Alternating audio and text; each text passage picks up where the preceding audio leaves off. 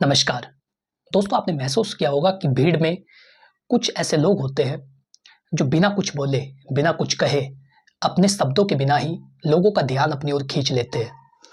उनकी बातें बाद में नोटिस होती है, उन्होंने क्या कहा, लेकिन उससे पहले ही उनकी बॉडी लैंग्वेज लोगों को इम्प्रेस कर चुकी होती है।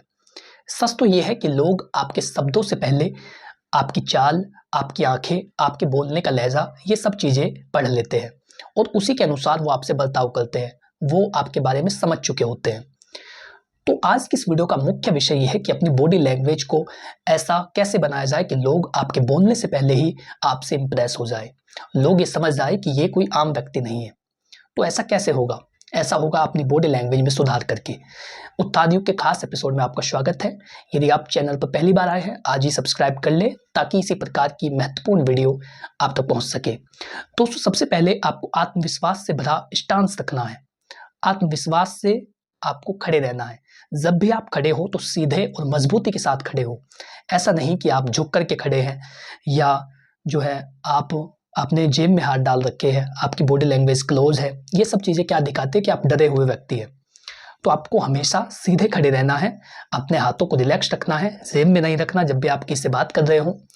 और आपकी जो बॉडी लैंग्वेज है वो ऐसी होनी चाहिए जैसे कोई व्यक्ति सैनिक की भांति जो खड़ा होता है। बिल्कुल सीधे खड़े रहना है।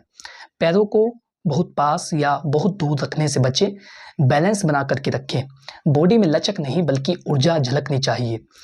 याद रखिए, आपका सीधा खड़े रहना आपकी मजबूती को दिखाता है और लोगों को अट्रैक्ट करता है।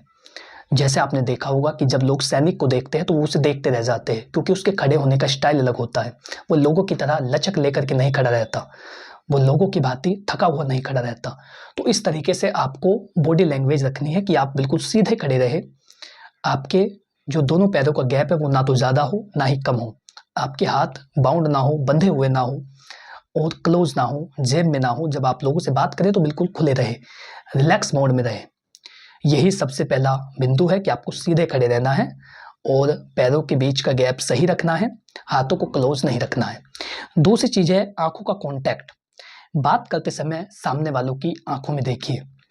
जो लोग भी आपसे बातचीत कर रहे हैं उनकी आंखों में देखने का प्रयास कीजिए। ना बहुत ज्यादा आपको घूरना है और ना ही बार बार नजरें चुरानी है। बीच बीच में हल्की सी मुस्कान डालना आपको और ज्यादा आकर्षक बनाता है। आंखों में आत्मविश्वास होगा तो लोग आपकी बातों को सीरियसली लेंगे। जब ये लगेगा कि आप बोल रहे हैं, आपकी आंखें भी बोल रही है, आप लोगों को समझाने का प्रयास कर रहे हैं, तो इससे क्या होगा कि लोग आपकी बातों से ज़्यादा अट्रैक्ट होंगे, ज़्यादा सीरियस लेंगे। जिनकी आंखें डगमगाती हैं लोग उन्हें भरोसेमंद नहीं मानते, उन्हें भरोसेमंद समझते ही नहीं हैं, वो उन्हें चोर समझते हैं। क्योंकि चोर कभी भी आंख में आंख डाल करके बात नहीं कर सकता, क्योंकि उसने गलती की रखी होती है। तो आपको हमेशा ध्यान रखना है, सीधे खड़े रहना है, आंखों में आंखें डाल करके बातचीत करनी है। तीसरी चीज़ है चेहरे के एक्सप्रेशन। हमेशा आपका चेहरा नेचुरल और फ्रेंडली होना चाहिए। ना बहुत ज़्यादा गंभीर, ना बहुत ज़्यादा नकली हंसी। दोनों ही चीज़ें गलत होती है। हल्की मुस्कान आपको दूसरों के लिए अप्रोचेबल बनाती है। एक्सप्रेशन वही रखे जो आपकी बातों से मैच करते हो। चेहरा ही आपकी पर्सनैलिटी का आईना है, इसे सही इस्तेमाल करें। तो इस चीज़ का आपको ध्यान रखना है कि जो फेशियल एक्सप्रेशंस है वो बहुत बेहतर रखने हैं, जो बात आप कह रहे हैं उसके अनुसार।